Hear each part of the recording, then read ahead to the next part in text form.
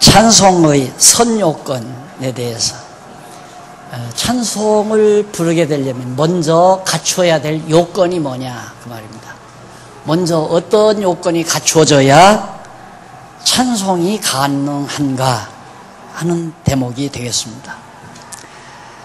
성도가 부르는 찬송은 찬송가에 수록된 노래들을 부른다고 찬송이 되는 것은 아니다. 찬송가 펴고 노래 불렀다고 해서 찬송 부르는 게 아니다 이 말이에요. 종교적 또는 신앙적 단어들을 나열해서 곡을 만들어 열광적으로 부르거나 또는 음악적 기교와 거창한 악기를 동원하여 불렀다고 해서 그 찬송이 올바른 찬송이 될 수는 없는 것이다.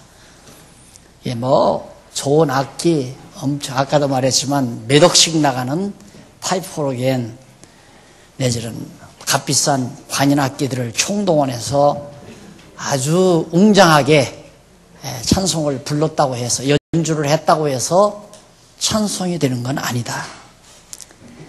성도가 하나님께 드리는 찬송이 올바른 찬송이 되려면 찬송을 드리는 자가 먼저 갖추어야 될 필요한 조건들이 있다는 얘기입니다.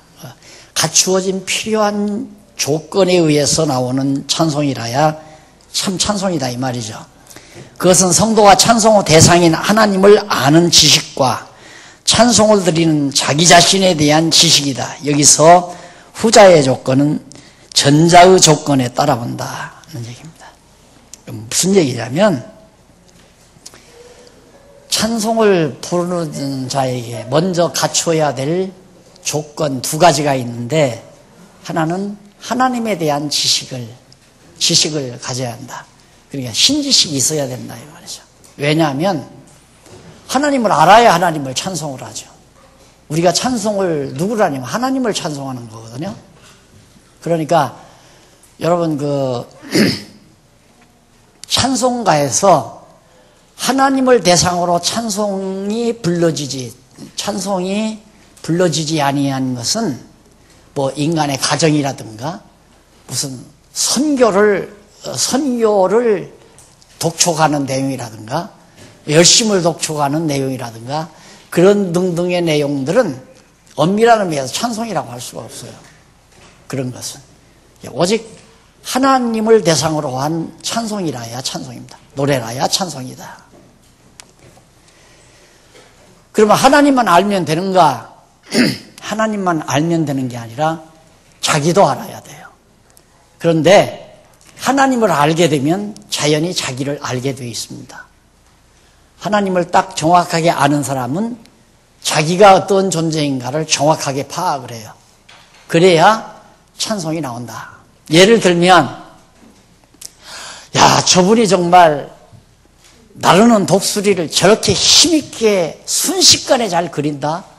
그분의 능력을 알면 나는 그림 솜씨가 저분만 훨씬 못하다 하는 걸 알게 되죠. 그분을 보기 전에는, 그분의 그림 솜씨를 보기 전에는 자기가 꽤 그림을 그린다고 생각을 한 거예요. 그런데 그분의 그림 솜씨를 본 다음부터는 감히 내 그림 솜씨는 그림이 아니다라고 자기를 평가하는 거죠. 그렇게 될 때에 찬송이 나온다.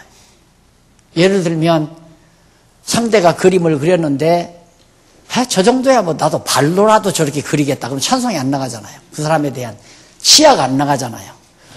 와, 어떻게 저렇게 그릴 수 있을까? 자기는 감히 넘보지 못할 때 그때 찬송이 나가듯이. 그러니까 하나님 지식, 자기 지식이 이루어져야 찬송을 한다. 따라서 아직도 찬송을 안 부르시는 분, 누구를 모르고 누구를 모른다는 얘기예요. 하나님도 모르고 자기도 모른다는 얘기죠. 하나님도 알고 자기도 알면 찬송 안 부를 수가 없어요. 부를 수밖에 없어요. 어떻게. 그렇다고 꼭 여기 나와서 합창하라는 얘기는 아니지만 또 하지 말라는 얘기도 아니에요. 꼭 하라는 얘기도 아니지만 하지 말라는 얘기도 아니란 말입니다. 하고 싶으면 해야죠. 그래서 찬송이란 그만큼 소중한 것을 제가 자간동서 교회 시작할 때 그걸 뼈저리게 느꼈거든요. 벌써 40여 년 전, 35년 전 일 아닙니까? 37, 8년 전인데 그때 벌써 그러니까 성경신학의 굵직한 그 뼈대는 정확하게 몰랐지만은 그때는 그 뼈대는 정확하게 몰랐거든요. 그 다음 연구하면서 찾아낸 거지만은 기본적인 모든 것들은 정확하게 벌써 그때 다 파악하고서 시작한 거예요. 그러니까 바르게 한번 해보겠다고 시작을 했는데 초기에 그만 찬물을 끼얹어 가지고 이단이라는 소리에 완전히 김나가 버리고 말았죠. 그래서 결국은 그 여파가 오늘이 되기는 했습니다만은 어쨌든 이 찬송이라는 것이 얼마나 정확하게 우리들이 알고 있는가. 이런 것들을 세세하게 알아야 내 신앙이 자꾸 빗나가지 않거든요. 내 신앙이. 어떤 사람은 또 찬송 꼭 부르. 박 목사님 얘기 들으니까 손바닥 치고 찬송 부르면 그거 잘못된 거라고 그러더라. 그래가지고 찬송 부를 때 찬송 안 부르는 사람도 있어야 눈으로만 이렇게 쳐다보고 찬송을 안 불러. 그것도 저것도 다 잘못된 거예요. 꼭 입으로만 물론 찬송을 불러서가 아니라 내 마음속에 찬송이란 말이 자랑이라는 의미가 있어요. 자랑. 예. 찬송, 찬양,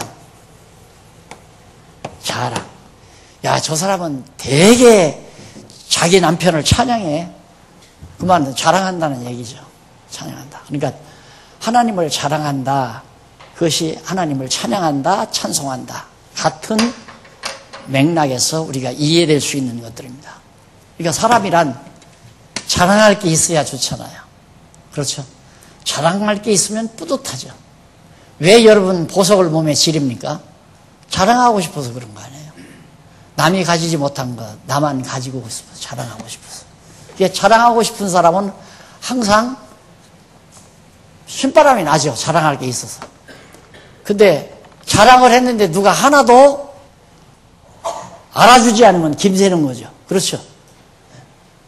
근데 하나님을 자랑한다고 하는 것은 영원히 지치지 않는, 아무리 우리가 좋은 것을 가졌어도 몇 번 자랑하고 나면 그 다음 남이 다 알아서 그 다음엔 다른 것 또 자랑할 것 또 준비해야 돼요. 그래서 여러분 핸드폰도 나는 뚜껑 덮었다 이런 거 아직도 그냥 쓰거든요. 그거 가지고 다니면 남들이 하대한다고 해서 이거 해야 돼, 이거. 스마트폰. 그러다가 또 그거 하다가, 이거 하얀 색깔, 이거 지쳤다. 이거 또 까만 걸로 바꾸자 해서 또 바꿔치고. 그래서, 이거 바꿨다고. 남들이 바꿨을 때, 어떻게 그 스마트폰 또 바꿨어? 그렇게 해야 기분이 좋지. 바꿨는데, 바꾼 줄도 모르고 내버려두면 기분이 나쁘죠. 돈 들여서 바꿔놨는데. 그러니까 상대방을 기분 좋게 하려면 자꾸 상대방이 달라진 면을 자꾸 얘기하는 게 참 좋습니다. 자랑하고 싶어서 자꾸 달라지는 거니까. 옷을 바꿔 입어도 바꿔 입었는데도 아무도 바꿔 입은 줄을 모르는 거야. 나도 이거 강의를 하라고 사준 옷인데 강의한다고 나와서 이걸 입고 나와서 하는데 나 옷 새 옷 입은 줄 아무도 몰라보더라니까. 그래서 벗어버리고 다른 건 입고 나오려다가 오늘은 누가 알아볼라나 하고 입고 나왔죠. 자랑할 게 있어야 돼요, 사람은. 자랑할 거. 그러니 내게 찬송이 있다는 건 얼마나 소중한 일입니까? 그러니까 완전히 삶이 달라지잖아요. 여호와의 이름을 찬양하고 여호와의 이름을 자랑하고 그리고 여호와의 뜻을 구하고 소망과 자랑거리. 현실로는 내게 자랑거리가 있고 또 앞으로는 내가 큰 또 소망이 있고 그 소망이 단순한 꿈으로 멎어지는 게 아니라 반드시 이루어지는 소망. 반드시 이루어지는 소망. 그 소망이 있다 이 말입니다. 그러니까 그만하면 인간 살만하죠. 내가 지금 사는데 자랑거리가 있고 여러분 무엇 때문에 자꾸 좋은 걸 차도 좋은 걸 타려고 그러고 왜 집도 좋은 집을 자고 살려고 그러고 무엇 때문에 좋은 옷을 입으려고 그거 다 자랑하고 싶어서 그런 거예요. 자랑거리만으로 해서. 근데 우리 신앙인들은 자랑거리가 뭐죠? 여호와의 이름 그리고 소망 이건 반드시 이루어지는 소망. 그냥 망상이 아니죠. 그냥 이루어지지도 않을 소망을 가지고 애써 일하다가 절망하고 좌절하고. 그래서 우리 그리스도인들에게는 절망이라는 게 없잖아요. 반드시 이루어질 소망만 가지고 살기 때문에 욕심대로 이루어지기를 바라는 소망이 아니라 욕심대로 이루어지기를 거는 안 이루어지는 게 많아요. 안 이루어져요. 그건 안 이루어질 수밖에 없어요. 예를 들어 이루어진다 하더라도 또 만족이 없어요. 예를 들면 한 달에 그냥 500만 원만 벌었으면 좋겠다. 500만 원 벌면 아니에요. 1000만 원 벌었으면 좋겠다. 1000만 아니에요. 한 달에 1억을 벌어야 돼요. 1억 벌면 아니에요. 10억 벌어야 돼요. 그래도 아니에요. 10억 벌면 100억 벌고 싶고 100억 벌면 1000억 벌고 싶고 한도 끝도 없는 것이 인간의 욕심으로부터 나오는 소망이에요. 그건 만족을 못 주는 거예요. 이루어진다 해도 순간 이거 이루어졌다. 그 다음 또 욕심이 생겨요. 그런데 우리가 신앙 안에서의 소망은 변함이 없어요. 항상 그 뜻이 이루어지기를 바라는 소망. 그 뜻은 계속해서 이루어질 것이고. 그러니까 사는데 절망이 있을 수가 없는 거죠. 자랑거리 있고 절망 없으면 사는 거 아니에요? 그렇게 행복한 삶이 어디 있겠어요? 그래서 하나님을 알고 자기를 알 때 찬송이 나온다. 그 얘기거든요. 하나님을 아는 지식이 필요한데 성도가 아까 그림 그려드렸죠? 반드시 우리는 지식을 전제로 한다.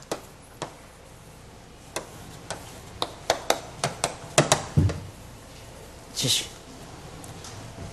공부 안 하고 진리를 탐구 안 하고 행복하기를 바라는 것은 밥 안 먹고 배부르기를 바라는 거나 똑같은 거예요. 불가능해요. 네, 그러니까 오죽하면 뭐하러 여기까지 오십니까? 성경 공부 안 할 테면 여기까지 올 필요 없습니다. 찬송 몇 장 부르고 손뼉 치면서 몇 장 부르고 고함 지르면서 흔들면서 주시옵소서 하려면 가까운 데 얼마든지 있으니까 거기 가서 그렇게 하면서 신앙생활을 하시라고. 이게 뼈 맺힌 얘기예요. 저로서는. 공부 안 할 테면 여기 오지 말아라. 물 흐린다 이 말이에요. 물 흐린다. 우리 교회에 물을 흐린다. 우리는 교회가 좀 더 성숙된 교회, 아름다운 교회, 좋은 교회로 성장하기를 바라는 의미에서 목회를 시작하는데, 근데 여러분 보세요. 남들이 다 되겠느냐고 그랬어요. 되겠느냐. 그게 되겠느냐고. 목사 없이 교회가 되겠느냐고. 대부분 모두가 다 목사가 목표 정해놓고 다 방향 정해놓고 장로님들은 이렇게 하고 재직들은 이렇게 하고 권사님들은 이렇게 하고 집사들은 이렇게 하고 다 일일이 지시하고 명령해서 이루어 가야만. 그렇게 피동적으로만 움직이던 교인들이라면 우리 교회 안 돼요. 체제교회가 안 돼요. 근데 제가 30년 넘게 목회하면서 명령해본 적도 없고 하기 싫은 거 하라고 강요한 적도 없고 그러면서 신앙생활 하다 보니까 은연중에 그렇게 피동적인 자세가 우리 성도들에게 몸에 배지는 않았어요. 그래도 은근히 목사님이 뭐 하라고 하나 그걸 기다리고 나한테 노골적으로 요구까지 해요. 목사님 뭐 하라고 얘기만 좀 해주세요. 그래도 내가 안 하잖아요. 당신이 연구해서 하라고. 그렇게 했기 때문에 이 치적이 가능한 거예요. 나 없어도 돼요, 이제. 아직은 이제 목사님들이 바쁘니까 내가 이렇게 연구실에 앉아서 연구실에 늘 출근하고 자리를 지키고 하는데 빨리 우리 목사님들이 좀 안정이 되고 그렇게 되면 내가 늘 이렇게 있을 필요 없잖아요. 나 없어도 교회가 되는 걸 보고 싶은 게 나니까. 내가 지금 일찍은 아니지만 은퇴한 이유가 목사 없이 교회가 되나 안 되나 그걸 보기 위해서 성경만 가르쳐도 교회가 되나 안 되나 그걸 보고 싶은 건데 지금으로 봐서는 될 것 같아요. 다 잘 되고 있고요. 현재로 봐서 잘 되고 있고. 그러니까 벌써 여러분들이 그걸 알고 이거 내가 아마 공부시킬 테니까 오늘 나오십시오. 그전같이 오라면 이 숫자 안 왔을 거예요. 틀림없이. 그런데 스스로 우리 공부하자 해서 시작해 놓으니까 여러분 여기서 한마디 합시다. 돈 10,000원씩 거는 거 나와 아무 관계 없어요. 나 껌 하나 안 사주는 돈이니까 혹시 자꾸 그런 얘기가 들리더라고요. 10,000원씩은 왜 받냐 이거야 왜. 목사 사례금 주려고 그러나. 나 안 받아요. 줘도 안 받아. 절대 안 받는다니까. 그러니까 그거 오해하지 말고. 여러분 밥잡 쓰고 그 다음 전기 쓰고 여기 청소 전기 쓰고 하는데 좀 협력한다고 아마 연보하는가 보더라고요. 남는 돈. 밥 해서 드시고 남는 돈 몇십만 원 나오면 그냥 연보하는 거더라.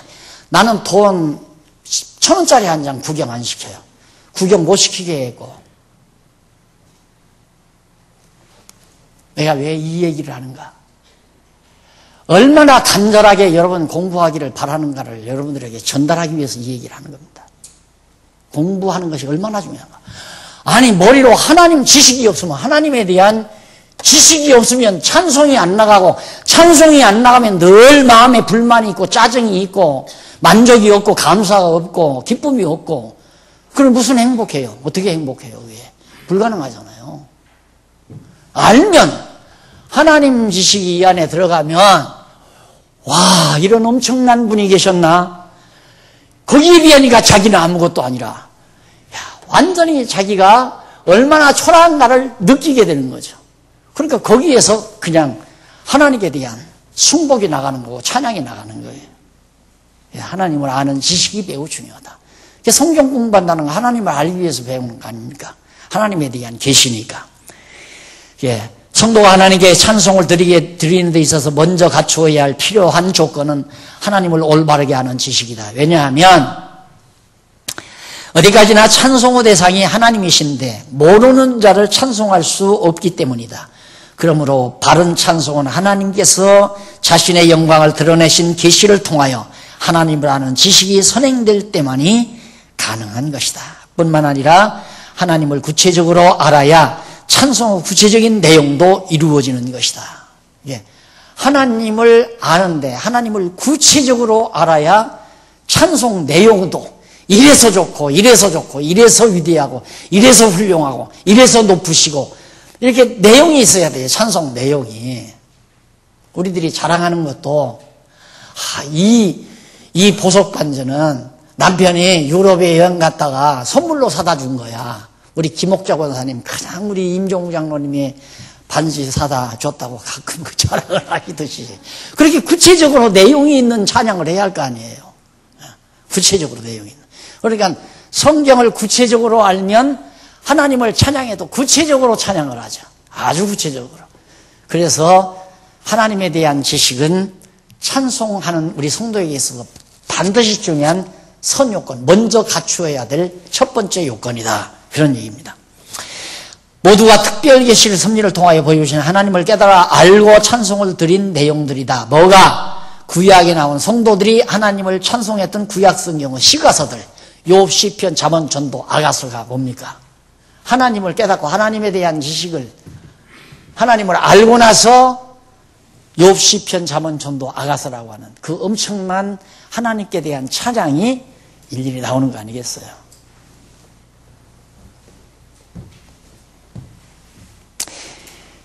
그 다음 그러니까 이런 거 있어요. 하나님 찬양, 하나님 찬양, 그런 것도 있고, 예수님 찬양, 그거 간단하니, 예수님 찬양, 또, 하나님 찬양, 성령님 찬양, 아주 쉬운 말 몇 마디 해놔가지고 찬송을 계속 반복을 시키죠. 그런데도 성도들은 좋아서 펄쩍펄쩍 뛰잖아요. 그 찬송. 하나님 찬양, 그런 걸 나는 보면요, 역겨워요, 역겨워. 저 뭐하러 저러나? 지금 감정 북돋는 거예요, 자기 감정. 내용 없이. 그게 반복되니까 쉽잖아요. 그러니까, 빨리 뜨려면 현대인들은 깊이 있으면 안 돼요. 간단해야 돼요. 그러니까 말춤이 세계를 누비는 이유가 간단하거든. 이러면 된단 말입니다. 그러니까 금방 세계를 점령해버리잖아요. 깊이가 있으면 안 돼요. 깊이가 있으면. 그만큼 사람들이 경박해졌다는 얘기예요. 이게 찬송도 그렇게 간단하게 몇 마디로 반복해서 할 수 있도록 그렇게 만들어 놓으면 성도들이 부르면서 아주 신나하고 좋아하죠. 그러니까 어느 큰 교회 강단에서 그 목사 부르는 노래 보세요. 살살 인간 감정을 녹이는 노래를 부르죠. 눈 스며시간 거자. 난 그거 따라서 못하겠어요. 완전히 간 녹이는 노래를 자기가 독창을 설교 강의하다 말고 이렇게 하는 거예요. 그럼 그 노래를 듣고 성도들은 완전히 심장이 다 녹아 들어가는 거야. 그러니까 이제 금반지도 나오고 돈덩어리도 나오고 뭐 돈뭉치도 나오고 순간 이렇게 감정을 붙어놔요. 그거 나는 20살 때 다 배웠어요. 그런 방법을. 그런 방법을 내가 한 게 아니라 배웠다? 보니까 그런 식으로 하더라고요. 그래서 나도 하니까 그렇게 되더라니까. 근데 그거 하다 보니까 야 이거 완전히 사기로구나 싶더라고요. 5년 동안 내가 완전히 깊이 빠져서 내가 배운 사람 아니에요. 그러니까 이런 걸 이렇게 내가 알죠. 아니에요. 기만하는 거예요. 사람 기만하는 거. 사람을 감정을 녹이는 것은 그건 기만술칙이에요. 지성을 쌓게 만들어야 돼요. 깨달으면 느껴요. 느끼는 건 자기가 느끼는 거예요. 깨닫게 하는 건 성령이 깨닫게 하는 거고, 깨닫도록 도와드리는 건 목사가 가리키는 자가 도와드리는 거. 나는 도와드리는 것 뿐이에요. 성경은 이렇습니다. 이 내용은 이런 내용입니다. 이 말만 하라 이거예요. 내가 잘못한 것 중에 하나가 나도 목회자가 되다 보니 담임 목사가 돼서 목회자가 되다 보니까 가끔 설교하는 것이 문제가 돼. 가끔 나도 그 생각이 나요. 아직도 그런 투가 들어 있다니까. 그걸 자꾸 배제하려고 해도 성경은 이런 내용입니다라고 성경만 가르쳐주면 되는데 그거 가르치다가 뭐 나오면 이거 갖다가 우리 생활 속에다 우리 행위 속에다가 자꾸 적용을 시키려고 그래요. 그럼 성도들은 그걸 또 잘 들으려고 한단 말입니다. 근데 그거 아니에요. 여기서 성경만 하나님을 깨닫도록 성경만 잘 가르쳐주면 느끼는 건 자연적으로 깨닫는 만큼 여기 자연적으로 느끼게 돼 있어요. 각자가 여기서 30을 깨달았으면 30 느껴지고 20을 깨달았으면 20 느껴지고 그런데 목사가 이걸 얘기하면서 느끼게까지 그리고 느껴서 결단하게까지 이것까지 다 하는 게 이게 설교예요. 느끼고 결단하게 만드는 것이. 근데 지식으로 가르치지는 않고 감정을 작동시켜서 여러분 잘못하는 자식 부모가 사랑합니까? 하나님께 잘해야 하나님이 여러분 사랑해서 복 주죠. 이런 거죠. 감정으로. 그래서 완전히 그건 성경을 잘못 가르치는 얘기 아니에요. 그런 식의 비유를 들어서 탁탁 인간으로 하고 내가 하나님께 잘못해서 사업도 망하고 몸에 병도 나고 이렇게 해야 목회가 되어지는 거예요. 근데 지금 사회는 또 그것도 안 돼요. 이제 안 되니까 지금 목사님들이 방황하고 있어요. 허다한 목사님들이.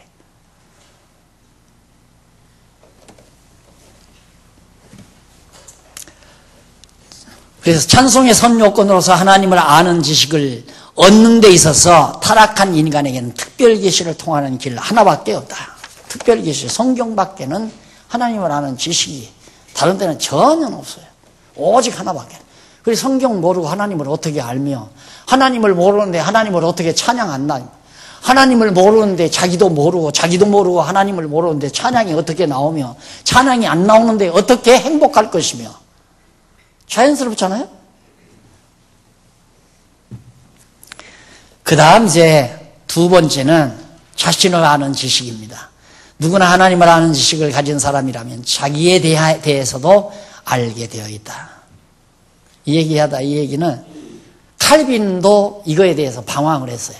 하나님을 아는 지식과 자기를 아는 지식이 어느 것이 먼저인지 나는 잘 모르겠다. 그러니까 첫 권, 칼빈 기독교 강요 제1권 처음 시작하면서 이 말이 나와요. 하나님을 아는 지식과 나를 아는 지식이 어느 것이 선행되는지는 자기가 모르겠다. 하나님을 알아야 나를 아는지, 나를 알아야 하나님을 아는지 그 선행, 그건 모르는 소리죠. 성경을 통해서 하나님을 알아야 나를 알아요. 성경 알면 하나님도 알고 인문학도 알고 인간을 알아요. 인문학을 알아요. 그러니까 보세요. 솔로몬이 하나님을 알고 나니까 인문학의 정수, 전도서 발표했잖아요. 전도서라는 시가 인문학의 정수예요. 우리 박홍기 강사가 지금 인문학 전담에서 지금 강의하고 있고 교재 쓰고 있지만은 인문학의 정수가 바로 전도서죠. 또 정치학의 정수가 잠언서고, 이런 엄청난 사건들이 하나님을 아는 지식으로부터 와진다는 거. 그래서 하나님을 알지 못하면 진정한 행복이란 불가능하다. 행복론에서도 여러분 배웠죠. 그런데 자기 자신이 하나님보다 위대하다거나 또는 대등하다거나 하나님만은 못하지만 자기 자신이 조금 능력이라도 가지고 있다고 생각하는 자라면 바른 찬송은 절대로 드릴 수 없다. 자, 세 가지 종류입니다. 첫째가 뭐냐면 자기 자신이 하나님보다 위대하다. 하나님, 나. 여기가 크다. 작다. 크다. 크다. 크다. 그 다음 마지막은 하나님은 크다. 조금 더 크다. 조금 크다.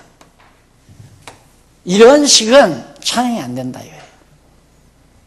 예를 들어 하나님은 작고 하나님은 내 능력만 못하다 하면 하나님 찬양 안 나가죠. 하나님도 크고 나도 크다. 나도 하나님만한 능력이 있다 하면 찬양 안 나가죠. 근데 하나님이 꽤 크다. 그렇지만 나도 꽤 크다. 하나님은 크다. 그러나 나도 조금은 크다. 이걸 비율로 말하면 하나님은 무능하고 인간은 100이다. 하나님은 100이고 인간도 100이다. 하나님은 100이고 인간은 한 70이다.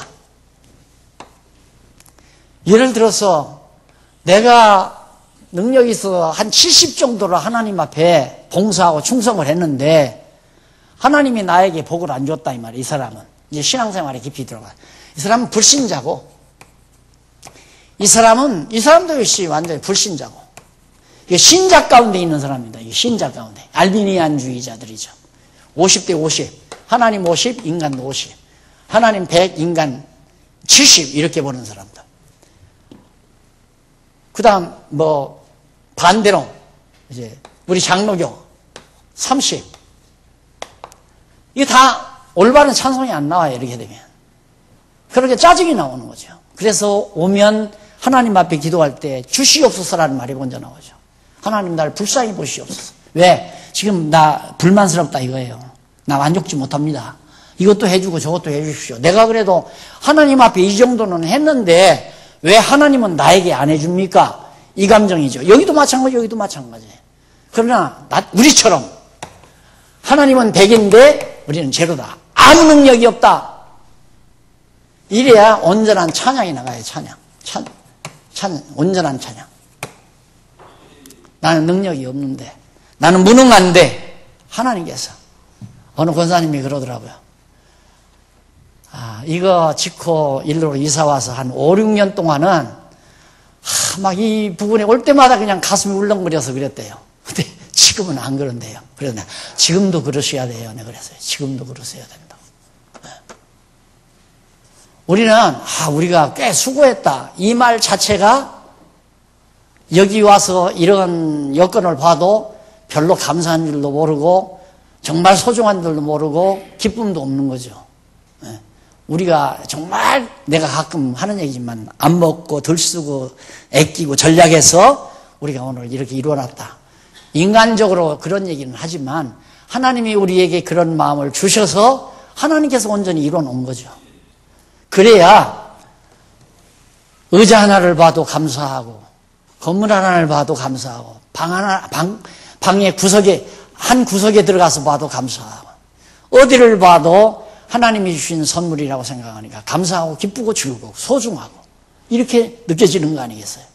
그런데 이것도 우리가 애써서 다 했어. 그러면 전혀 하나님에 대한 감사도 없고 찬양도 없고. 그래서 반드시 100% 하나님에 대한 지식, 전능자, 하나님 전능자라는 거, 인간은 완전히 무능자라고 할 때 나는 완전히 무능자다 라고 할 때 제대로 된 깊이 있는 찬양이 나간다. 이 말을 제가 하는 만큼 여러분들이 심각히 좀 들어주셨으면 좋겠어요. 지금은 심각히 들으시리라고 생각은 해요. 왜? 일부러 여러분들이 이 강의를 들으시려고 마음먹고 오셨기 때문에 아마 내가 말을 가만 이렇게 해도 아마 여러분들이 심각하게 들으실 거예요. 이거 다 과거에 다 강의한 거거든요. 그런데 그때 강의할 때 건성건성 다 들어가 버렸죠. 진짜 내가 그렇게 사는가? 하나님은 정말 전능자고 나는 무능자라고 알고 있는가? 이게 선행이 돼야 찬송이 나간다니까. 하나님이 이것도 이뤄 놓으셨다. 하나님 북극의 얼음산도 다 녹여버리신다. 하나님께서 정말 이 지구도 막 이렇게 다 여러분들 그 6대주가 5대양 6대주가 지구가 이렇게 벌어지면서 땅덩어리가 벌어지면서 쪼개진 이렇게 가지고 5대주가 생기고 여러분 알잖아요. 그 누가 그렇게 해서 하나님이 딱 그렇게 하지. 근데 이게 지구가 우주의 한 먼지에 불과하단 말입니다. 먼지에. 이런 엄청난 하나님의 능력의 솜씨를 우리가 상상만 해도 하죠. 그러니까 감히 하나님 앞에 불만이며 짜증이며 있을 수가 없죠. 그러나 나를 이렇게 살게 해주는 것만도 한없이 감사하고 오늘 아침 밥 먹을 수 있게 해준 것만도 감사하고 근데 뭐 나만 밥 먹나? 예수 안 믿는 사람들 다 밥 먹는데 이렇게 생각하니까 감사도 없고 찬송도 없는 거예요. 여러분 그 화면에 자꾸 막 흙에 주저앉아 먼지에 주저앉아서 막 다 꾀지지하고 그 배고파서 죽어가는 저 아프리카 아이들 사진에 나오죠. 그거 보면 불쌍한 생각이 들어갑니까? 내가 행복한 생각이 들어갑니까? 예? 어쩌다가 하나님 나는 이렇게 해주셨나? 나라고 해서 거기 태어나지 말라는 법이 있어요? 하나님이 거기다 태어나게 하면 그쪽에 태어나는 거죠. 그러니까 알고 보면 이렇게 하나님에 대한 지식과 나에 대한 지식을 정확하게 알고 보면 정말 찬송 안 할 게 하나도 없고 불만할 것이 하나도 없고 늘 모든 것이 찬송할 수밖에 없고 이런 결론에 도달할 수밖에 없잖아요. 그런데 우리는 순간순간 때때마다 화도 나고 짜증도 나고 그럴 때 얼른 들었던 강의를 생각해야 돼요. 아차, 또 내가 또 육신이 발동했구나. 육신의 정욕이 발동했구나. 어두움이 발동을 했구나. 순간 잊어버리면 저렇게 알고 살아가다가도 순간 잊어버리면 막 신경을 쓰이고 근심이 오고 걱정이 오고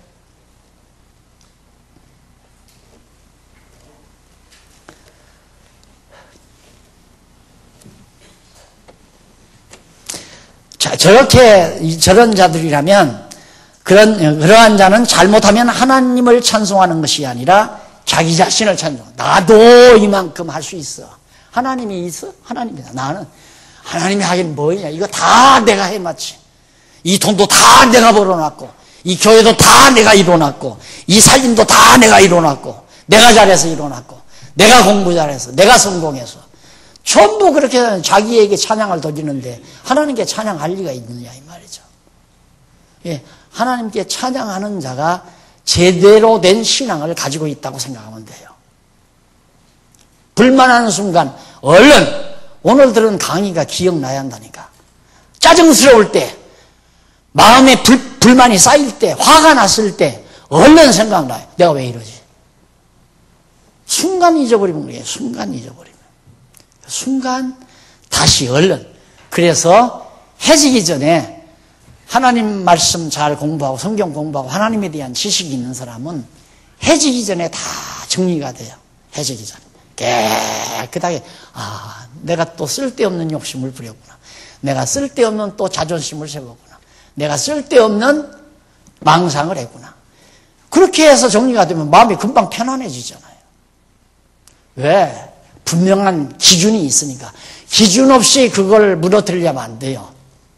기준이 있어야 무너지죠. 그러니까 그 기준이란 뭐냐면 저 사람이 왜 저렇게 내 돈을 떼먹었을까? 그게 해결이 안 나면 떼먹은 사람은 용서가 안 돼요. 떼먹은 사람이 용서가 안 돼. 저놈 내 돈을 떼먹다니 분이 나고 화가 나고. 그러나 돈을 떼먹게 된 동기나 원인이나 과정을 정확하게 파악하면 도리어 돈 떼먹은 것을 원망하는 것이 아니라 떼먹은 만큼 돈을 더 주고 싶은 생각이 돌아가죠. 그래야 해결날 거 아니에요. 그래야 돈 뗀 것에 대한 화가 풀리는 거란 말입니다.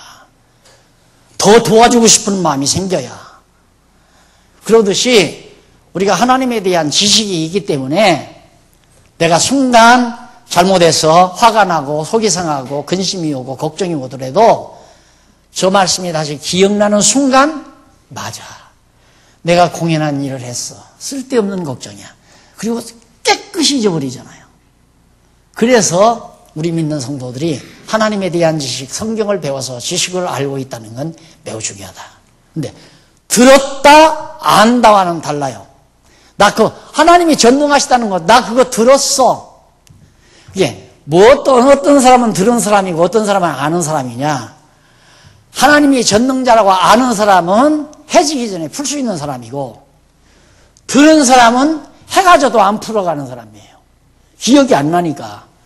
그러니까 이 귀로는 들었어요. 귀로는 들었지만 그것이 자기 양식이 된 건 아니에요. 자기 인격에 영향을 미친 건 아니다. 그 말. 하나님이 전능자라는 걸 알았으면 내가 무능하다는 걸 알아야죠. 내가 아무런 능력이 없는데 내가 왜 이래? 내가 걱정하면 뭐가 해결이 되나? 나 아무 능력이 없는데 내가 왜 이렇게 주관하려고 그래? 내 마음대로 왜 해나가려고 그래? 이렇게 해야 풀려나가는 거 아니에요. 저게 내 양식이 돼야 아는 거고 들은 것은 그냥 정보를 입수해서 간직하고 있는 거고. 안다는 것과 정보를 가지고 있다는 것과는 달라요. 자기 양식이 된 것과 양식 팔아다 놓고 먹지 않고 있는 것과. 아는 건 양식을 팔아다가 밥에 먹은 사람이고 정보를 들은 사람은 양식 팔아다가 곶간에 싸놓은 사람이고 곶간에 싸놓으면 뭐에 배부르지 않는데 내 몸에 영양분을 공급해 주지 않는데 그래서 하나님 지식, 자기 지식이 매우 중요하다. 나는 무능해. 정말 나는 무능한 사람이야. 하나님의 앞에서 내가 정말 아무것도 할 수 없는 무능한 자야. 그러면 자기 주장하려고 하지 말아야죠. 나 그런 얘기 많이 했어요. 체제계획 할 때 왜 목사님은 목사님 고집대로만 자꾸 하려고 그게 참 답답한 거라. 나는 내 고집대로 하려고 한 것이 아니라 하나님의 뜻대로 하나님의 뜻이 그러니까 하나님의 뜻대로 해보자는 건데 그걸 자꾸 내 고집으로 생각하니까 난 내 고집으로 내 마음대로 하려고 하는 거 아니에요. 내 마음대로 하려면 당회장 그냥 해야죠. 그렇죠. 내가 당회장으로 그냥 있어야 내 마음대로 하잖아요. 내가 무능자라는 거 아닌가. 그래서 다만 나는 하나님 앞에서 성경을 가리키는 은사를 받았으니까 그 일만 하나님 앞에서 하면 된다. 믿거나 말거나 듣고 배우거나 말거나 배운다고 하는 사람이 있으면 가르쳐주면 되고 배운다는 사람은 무슨 말고 안 가르치면 되고 그게 지금 내 자세예요. 배우려고만 하면 몸이 피곤해도 좀 해드리겠다 이거예요. 밤잠을 안 자고라도 해드리겠다. 둘만 오면. 혼자는 안 돼. 남자는 혼자라도 돼.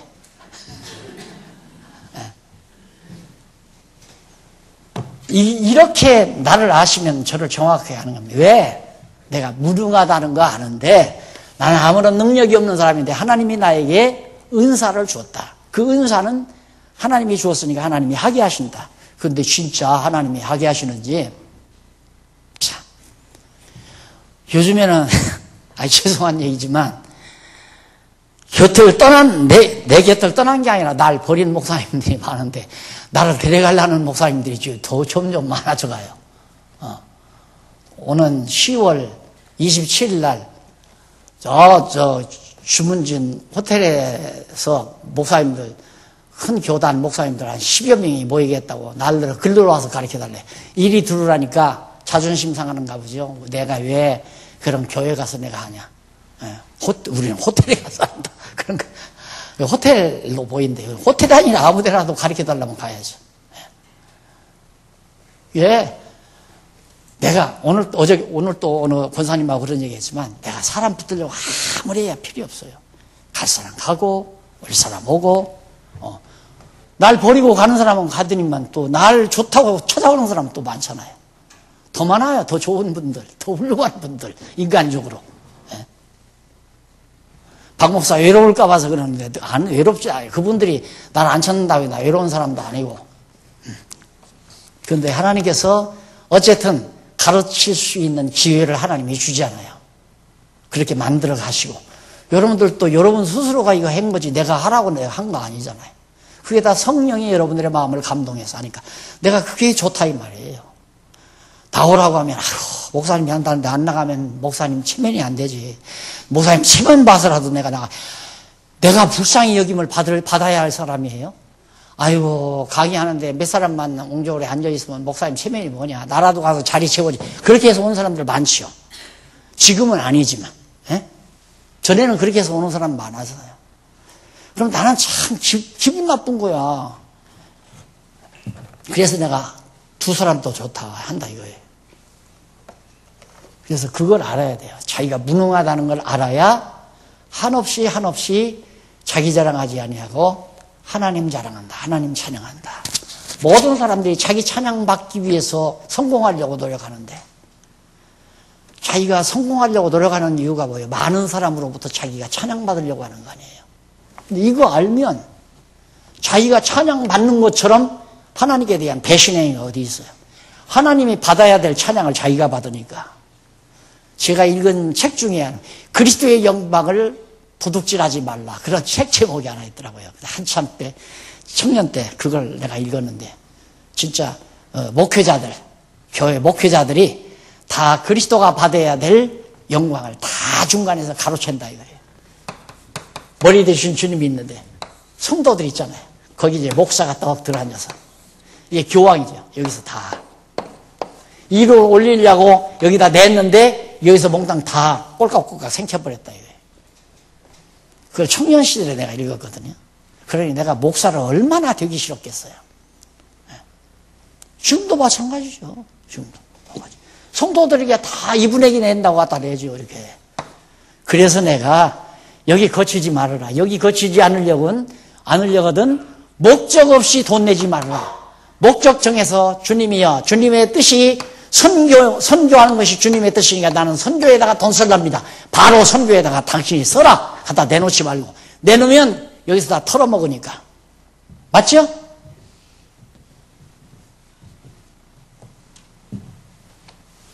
찬송을 하나님이 받아야 되는데 자기가 성공해서 자기가 찬양받으려고 하는 거예요. 아직도 인간이기 때문에 찬양을 하면 좋죠. 남이 칭찬해줘. 목사님 오늘 강의 참 너무 잘하셔서 이 말을 들으면 피곤이 쫙 풀리는 듯 싶어요. 그러고 나면 아이고 너도 아직도 내 이제 바로 그 느낌을 받고 나는 너도 아직도 멀었다. 찬양해 주니까 좋다 이거죠.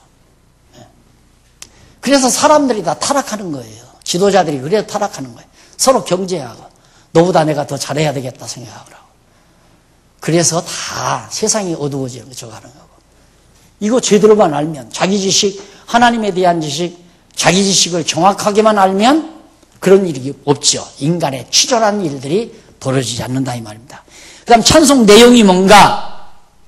요 시편, 잠언, 전도, 아가서. 전능성, 하나님은 전능하신 분입니다. 하나님은 신실하신 분입니다. 하나님은 주권자이십니다. 하나님은 영원하신 분입니다. 하나님은 자비하신 분입니다. 하나님의 자비성, 영원성, 주권성, 신실성, 전능성을 찬양하는 거죠. 하나님은 너무너무 능력이 많으십니다. 이래야 찬송이 될 거 아니에요. 그러면 나는 무능하다.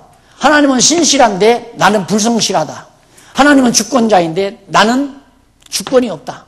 내 주량대로 하려면 안 된다.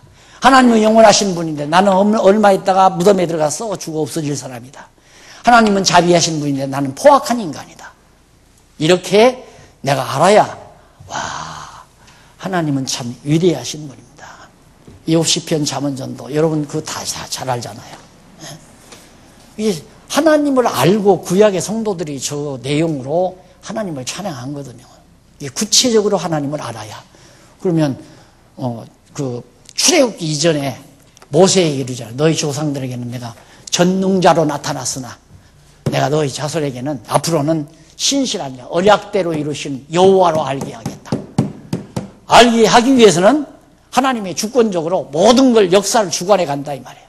그 영원한 일을 하나님이 행하시고 자비를 베풀어서 하나님의 뜻을 이루어 가심으로 하나님의 신실하심과 전능성을 드러내시는 이런 하나님의 섭리를 총체적으로 담아서 찬양하는 내용이 욥 시편 잠언 전도 아가서에 나온다. 그래서 여러분들이 찬송을 부를 때에 저 5가지 중에 하나가 들어가요. 언제나. 하나님 아버지 감사합니다. 왜? 하나님께서 정하신 뜻대로 이루어 주셔서 감사합니다. 이것도 신실하시니까 하나님. 그 다음 이제 넘어가서 마지막 찬송 방법이죠. 찬송의 방법. 어떤 방법으로 하나님을 찬송해야 되는가? 건전한 자세로 하게 된다. 경건한 자세로. 경건한 자세라는 말은 뭐 구체적으로 볼 것 없이 하나님은 100% 전능자이기 때문에 전능하신 앞에서 무능자는 올바른 자세가 달라지잖아요. 높으신 분 앞에 낮으신 분은 자세가 달라요. 손을 앞으로 모은다거나 허리를 구부정한다거나 고개를 숙인다거나 이런 것들이 그러니까 하나님 앞에서 인간이 가지는 하나님을 바로 안 자가 가지는 태도를 경건이라고 그렇게 여러분들이 인식을 하시면 됩니다. 그러니까 하나님의 위대하신 전능하신 능력을 찬양하는데 발광을 떨면서 할 필요는 없잖아요. 발광을 떨면서 막 손바닥을 치면서 그것이 이제 하나님 앞에 경건한 자세로 겸손한 자세로 찬송을 부른다. 예를 들면 어른을 갖다가 어르신 참 고맙습니다. 어른께서 베풀어 주신 그 은덕을 제가 잊을 수가 없습니다. 알아갔는데 어르신 참 기분 좋아요. 그때 저를 도와줘서 참 기분 좋습니다. 이건 망발 아니에요. 망발.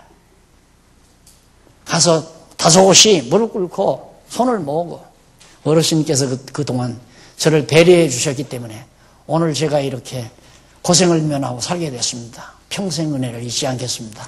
이러고 공손하게 말하는 것처럼 찬양도 하나님께 대한 찬양도 그런 자세로 경건의 자세로 해야 된다. 그런 얘기고요. 그 다음 모든 피조물로 합창하게 하신다. 나만 하는 게 아니에요. 무능한 내가 하나님 앞에 찬양할 때 나로 하나님의 자녀가 되기를 학수고대하던 만물이 있어요. 만물. 나무나 초목이나 바다의 돌이나 모든 우주 만물 전체가 내가 하나님의 자녀로 태어나기를 학수고대하면 기다린다고 그러잖아요. 하나님의 자녀가 돼서 하나님 찬양할 때 이 만물과 합창한다. 합창.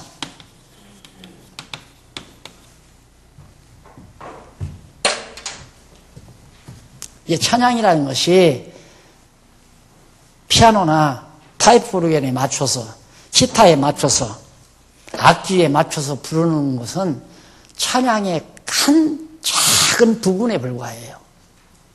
찬양은 이 우주 공간에 꽉 차 있죠. 이 우주 공간에 하나님 찬양이 꽉 차 있어요.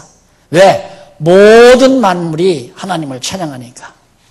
또 하나님께 거듭나고 중생한 인간들이 하나님께 대한 감사와 찬양을 늘 가지고 살아가니까. 그래서 호흡이 있는 자마다 다 찬양하라. 모든 만물아 다 하나님을 찬양하라. 시편에도 보면 그런 내용들이 많이 나오죠. 결국 찬송이란 하나님께서 영광을 드러내요. 제일 마지막 부분 문단에 나오죠. 결국 찬송이란 하나님께서 영광을 드러내어 피조물로 하여금 화답하게 하시는 하나님의 사역이시다. 그러니까 찬송은 내가 하는 게 아니라 하나님이 하게 하시는 것이다 이 말이에요. 자, 예를 들면 아까도 말했지만 내가 그림을 막 기가 막히게 어떤 화가가 나르는 독수리를 힘차게 살아있는 것처럼 잘 그렸어요. 그러니까 와 보는 사람이 와 그러잖아요. 그러면 자기가 와 한 게 아니에요. 그 그림을 그린 그 사람이 나로 하여금 와하게 만든 거죠. 그러듯이 찬양도 내가 하고 싶으면 하고 하기 싫으면 안 하는 게 아니라 해지는 거예요.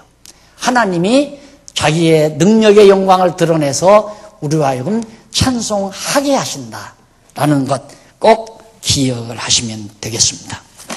자, 이렇게 해서 깊도다 하나님의 지혜와 지식에 부요하며 그 판단은 측량치 못할 것이며 그의 길은 찾지 못할 것이로다. 바울이 한 찬양입니다.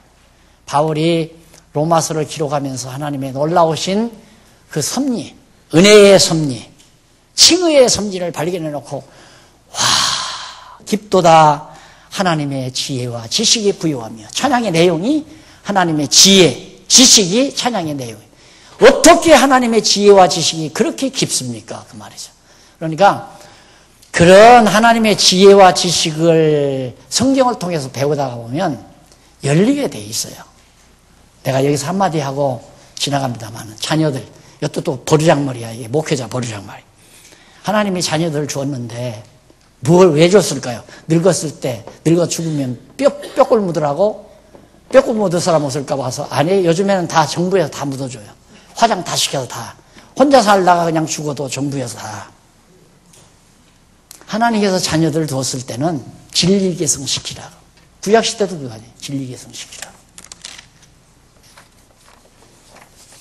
그런데 계승시키려면 지혜롭고 지혜롭게 하나님 경외하는 자녀들로 기르는 것이 당연하잖아요. 그런데 세상 지식 가르치는 데는 열정이지만 하나님 지혜 가르치는 데는 등한히 여기는 거. 난 이해가 안 가요. 정말 이해가 안 가요. 지혜가 열리면 만사가 다 열려요. 만사가 다. 이렇게 해서 일단 찬송이란 무엇인가에 대해서, 찬송은 하나님을 알고 자기를 안 자가 하나님의 전능하신 능력과 신실하심과 주권과 영원 자비성을 찬양하는데, 그것도 내가 하는 게 아니라 하나님께서 하게 하시는 거다. 그래서 찬양은 단순한 한 곡의 노래가 아니라 우리의 삶의 깊숙한 곳에서부터 솟아나는 내 삶의 영역이다. 이렇게 생각하시면 틀림없습니다. 기쁘고 즐겁고 감사한 마음으로 늘 하나님의 전능하심을 늘 자랑하면서 사는 삶이 찬양하는 삶이다. 점심 드시고 율법이란 무엇인가에 대해서 기도하십시다. 자비로우신 아버지 하나님, 오늘 또 이렇게 진리 안에서 만나서 찬송이 무엇인가에 대해서 배웠습니다. 우리 하나님의 찬송이 되게 하시려고 우리를 지으셨다고 했는데 우리는 아직도 하나님 찬송보다는 나를 자랑하고 나를 내세우려는 인간의 욕망이 가득 차 있을 뿐 아니라 하나님을 알지 못하는 데서 짜증과 불만과 원망, 불행이 나를 감쌀 때가 너무 많습니다. 지혜를 주셔서 여호와 하나님 찬양하지 않고는 살 수 없는 놀라운 하나님의 자녀들 되게 해 주시옵소서. 예수님 이름으로 기도드립니다. 아멘.